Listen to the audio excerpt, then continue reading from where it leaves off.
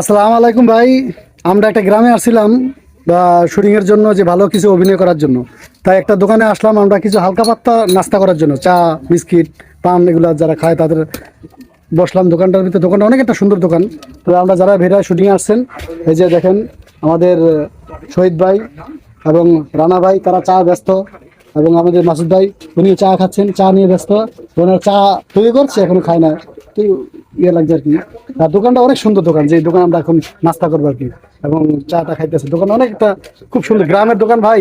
আমরা শহরে থাকি কিন্তু গ্রামের মতো পরিবেশ হয় না। গ্রাম অনেক সুন্দর। গ্রাম থেকে যে আমরা ভিডিওগুলো তৈরি করি অনেক সুন্দর। দেখেন গ্রামের দোকানগুলা, আমাদের এক চাচা চা বানাইতেছেন, খুব ভালো গ্রামের পরিবেশ। আরেক মুরব্বী বলেছেন গ্রামের অনেক সুন্দর এই এলাকাটা, অনেক ভালো লাগে এলাকাটা দেখা। এই যে আর আমার এক দাদা বসে রয়েছেন। গ্রামের পরিবেশ, আমরা গ্রামের ছেলে ছিলাম, এখনো আছি, কিন্তু শহরে থাকি, চাকরি করে আছে। গ্রামটা আসলে ভালো লাগে না স্যার?